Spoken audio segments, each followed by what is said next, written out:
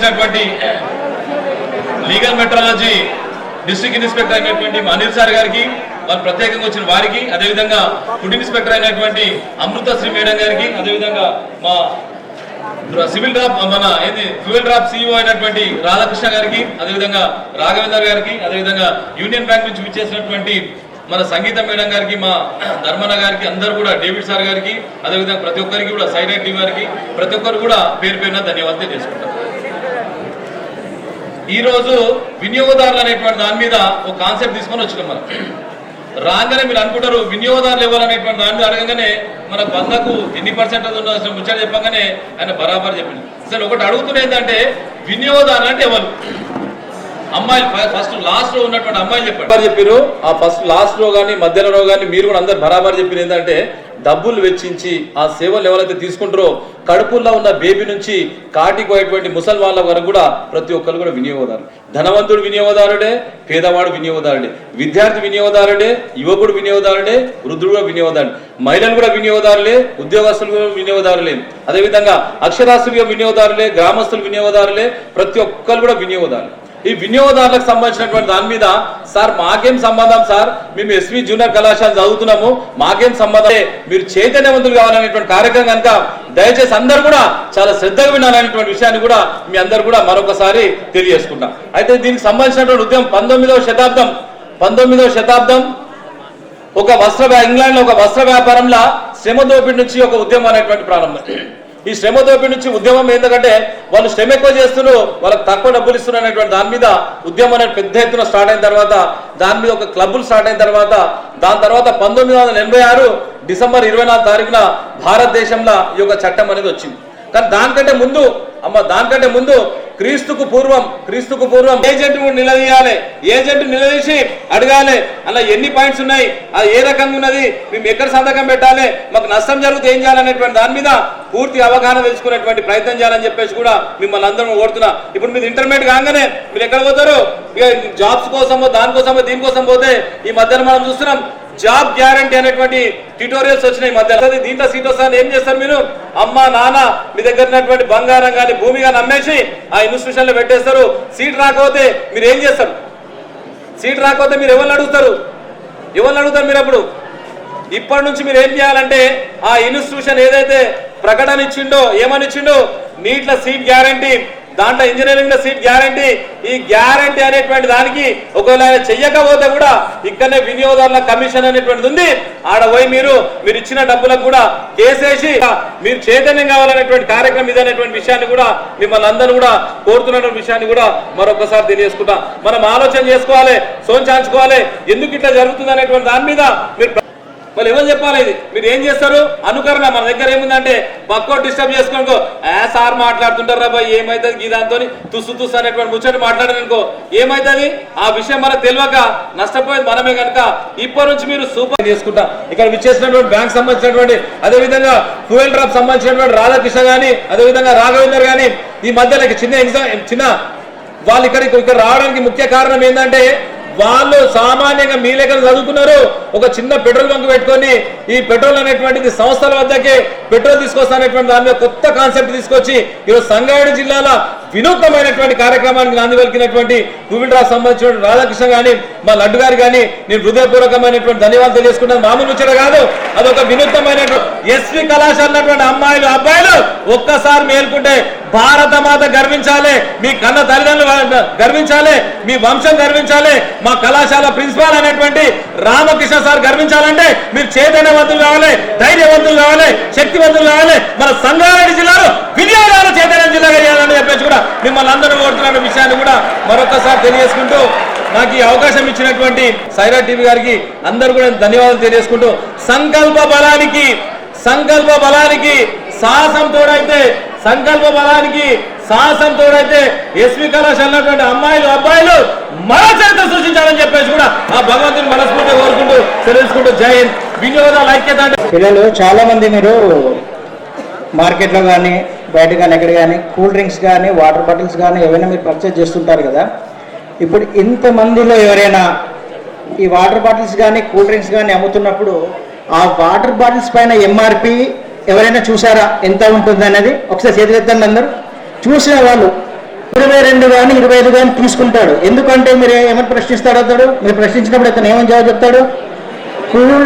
Cool చేస్తున్నాం కాబట్టి ఆ కూలింగ్ ఛార్జెస్ కింద 2 రూపాయలు 5 రూపాయలు ఎక్కువ తీసుకుంటున్నారు అని చెప్పేసి అంటారు. కానీ ఒకటి గుర్తుపెట్టుకోండి, ఏది కూడా ఎంఆర్పి కంటే ఎక్కువ అమ్మడానికి వీల్లేదు.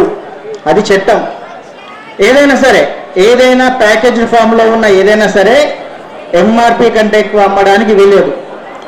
అలా కనుక అమ్మితే ఎక్స్పైరీ డేట్ దాటిన తర్వాత తీసుకుంటే మాత్రం మనకే అనారోగ్యం. గుర్తుపెట్టుకోండి. అది పర్టికులర్గా ప్రతి ఒక్క విద్యార్థి మీరు ఇక్కడ గమనించాలి. మీ ఇంట్లో కూడా తెలియకపోతే ప్రతి ఒక్కరికి కూడా మీ ఇంట్లో మీ తల్లిదండ్రులకు కానీ మీ చెల్లెళ్ళకి తమ్ముళ్ళకి కానీ తప్పకుండా చెప్పండి. అది చాలా ఇంపార్టెంట్, డేట్ ఆఫ్ ప్యాకింగ్ అనేది. ఎందుకంటే తినే వస్తువుల పైన మరి ఇటువంటి ఫర్ ఎగ్జాంపుల్ కొన్ని వస్తువుల మీద డేట్ ఆఫ్ ప్యాకింగ్ ఉండదు. చూసారు, గమనించారు ఎప్పుడైనా? డేట్ ఆఫ్ ప్యాకింగ్ ఉండదు కొన్నిటిపైన. మరి ఏం చేయాలి? ఎంఆర్పి కంటే ఎక్కువ అమ్మితే ఏం చేయాలి? ఇది పక్కకు పెడదాం. మీరు మార్కెట్లోకి వెళ్తుంటారు. ప్రతి ఒక్క మార్కెట్లో కూరగాయల షాప్ నుంచి పెడితే, కిరాణా షాప్, పెద్ద మాల్స్లో బంగారం షాప్ నుంచి పెడితే ప్రతి ఒక్క దాంట్లో ఇటువంటి వేయింగ్ మెషిన్ ఉంటుందా ఉండదా? ఉంటుంది. మరి వేయింగ్ మెషిన్ అనేది కరెక్టా కాదా? ఎట్లా టెస్ట్ చేయడం? మీరు మామూలుగా ఫర్ ఎగ్జాంపుల్ 2024 కాబట్టి 24 అనే ముద్ర ఉంటుంది దీనిపైన. 24 నాడు మేము వెరిఫై చేశాము, ఆ ఇన్స్పెక్టర్ యొక్క నెంబర్ ఉంటుంది. అంటే ఇది కరెక్ట్గా 2 కిలోలకి 2 కిలోలు చూపిస్తుంది అని అర్థం. అర్థమైందా? ఇప్పుడు ఫర్ ఎగ్జాంపుల్ ఇది కనుక లేదు అంటే, దీని వెనుక కనుక ముద్ర లేదు అంటే మాత్రం అది తక్కువ చూపిస్తుంది అని. ఎట్లా తక్కువ చూపిస్తారు సార్? ఇది కరెక్టే ఉంటుంది కదా, దీన్ని ఏం చేస్తారు? కొనుక్కొని తింటారా అంటారు. కాదు, దీన్ని ఏం చేస్తారంటే గ్రైండింగ్ చేస్తారు. ఎక్కువ ఎక్కడ కనిపిస్తాయి ఇవన్నీ మీకంటే? ఫిష్ మార్కెట్లో కానీ చికెన్ మటన్ షాపులలో కానీ మీకు వీటిని, ఇది ఎగ్జాంపుల్ చూడండి. ఇది కూడా 2 కిలోలే కదా, తేడా ఉందా ఏమైనా? లేదు కదా. కనిపిస్తుంది చూడండి, పైన వాళ్ళు కూడా కొంచెం క్లియర్గా కనిపిస్తుంది. ఇన్ఫర్మేషన్ ఇవ్వాలని ఆశగా ఎదురు చూస్తున్న అధికారులకి, బ్యాంక్ అధికారులకి మరియు లీగల్ మెట్రాలజీ వారికి, ఎవరైతే ఈ ప్రోగ్రామ్ను సక్సెస్ చేయాలని ఎదురు చూస్తున్నారో వాళ్ళందరికీ కూడా ఫుడ్ సేఫ్టీ డిపార్ట్మెంట్ సంగారెడ్డి తరఫున అందరికీ ధన్యవాదాలు తెలియజేసుకుంటున్నానండి. ముఖ్యంగా మీ అందరూ ఈ కాలేజీలో ఇంతమంది పిల్లలు ఇంత శ్రద్ధగా వింటుంటే చాలా మంచిగా అనిపిస్తుంది. ఎందుకంటే మేము పనిచేసేది ప్రజల కోసం అయినప్పుడు కొంచెం అంటే స్కూల్ పిల్లలు కాకుండా, కాలేజ్ పిల్లలు కాకుండా మధ్య ఏజ్లో ఉన్నారు మీరు, 16-17లో. సో మీకు అవగాహన కల్పించడం అనేది చాలా ప్రాముఖ్యమైన విషయం. ఇంకొకటి ఏంటంటే మీరు అవగాహన కల్పించి మీ కుటుంబాలకు కూడా చెప్తారు. ముఖ్యంగా అమ్మాయిలందరికీ కూడా మేము చెప్పేది ఏంటంటే, మీకు అవగాహన కల్పించడానికి చిన్న ప్రోగ్రామ్స్ ఇట్లా కండక్ట్ చేసి అన్ని విషయాల మీద అవగాహన కల్పిస్తూ ఉంటాము. తర్వాత పుస్తకం చదివినట్టుగా టీవీలో కానీ మనకి ఇన్ఫర్మేషన్ నెట్లో దొరకదు. అవునా? అందరు పుస్తకాలు చదివే అలవాటు ఉందా? నో. కానీ ఎవరైనా సరే ఈ ఏజ్ నుంచి కొంచెం పుస్తకాలు చదవటం, అవగాహన నేర్చుకోవాలని కోరుకుంటున్నాను. ముఖ్యంగా ఫుడ్ సేఫ్టీ డిపార్ట్మెంట్ తరపు నుంచి మీ అందరికీ తెలుసా ఫుడ్ ఇన్స్పెక్టర్స్ అంటే ఎవరో? తెలుసు కదా. జనరల్గా ఫుడ్ అనేది చాలా ప్రాముఖ్యమైనది. పొద్దున పాల ప్యాకెట్ దగ్గర నుంచి రాత్రి వరకు కూడా ప్రతి ఒక్కరు కూడా అందులో వినియోగదారులమే. ఈ ప్రోగ్రామ్ పేరేంటి? Consumer awareness programme.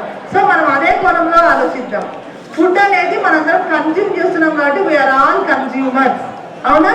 ఫుడ్ చాలా ప్రాముఖ్యమైనది. పొద్దున మిల్క్ దగ్గర నుంచి కాల్స్ వస్తున్నాయి, కాల్ చేస్తారు, మేము బ్యాంక్ నుంచి కాల్ చేస్తున్నాము, మీ పేరు చెప్తారు, మీరు మీ ఓటీపీ ఒకటి వస్తుంది, మీ అకౌంట్ బ్లాక్ అయింది చెప్తారా అంటారు. మనం ఏం చేస్తాం? టెన్షన్లో అకౌంట్ బ్లాక్ అయింది అనే టెన్షన్తో చెప్పేస్తాం. వెంటనే ఇమ్మీడియట్గా ఫండ్స్ ట్రాన్స్ఫర్ అయిపోతాయి. ఇవంతా జరుగుతుంది ఏంటి అంటే సైబర్ క్రైమ్ అన్నమాట. మీ పేరెంట్స్కి మీరు అవేర్నెస్ క్రియేట్ చేయడం, ఈ ఏజ్లో మీరు అలాంటి అడిక్షన్స్ వేటికి లోన్ అవ్వకూడదు. ఈ 2 ఇష్యూస్ నేను చెప్పాలనుకుంటున్నాను. మిగిలినవన్నీ పెద్దలందరూ చెప్పేశారు. ఈ ఏజ్లో మీకు ఇలాంటి అవేర్నెస్ క్రియేట్ చేయాలి. సేవింగ్స్ ఎలా చేసుకోవాలి, దేనికి ఎక్స్పెండిచర్ యూజ్ చేయాలి, దేనికి సేవ్ చేసుకోవాలి అనేది ఒకటి ఇన్కల్కేట్ అవుతుంది, ఒక హ్యాబిట్. ఇది ఒకటి నేను చెప్పదలుచుకున్నాను. థ్యాంక్ యూ ఈ అవకాశం. Good evening.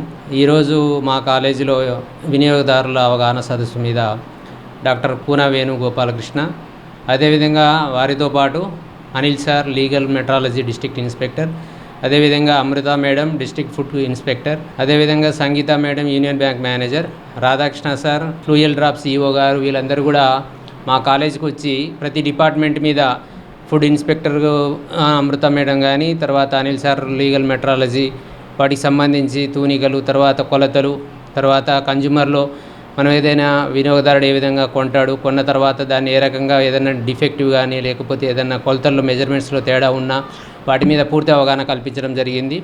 అదేవిధంగా అమృత మేడం గారు ఫుడ్ గురించి, తర్వాత ఏ రకమైనటువంటి ఫుడ్ తీసుకోవాలి, తర్వాత పిల్లలకు ఆల్మోస్ట్ మా దగ్గర లెస్ దాన్ 18 years ఓల్డ్ ఉన్నటువంటి స్టూడెంట్స్కు పూర్తి అవగాహన కల్పించడం.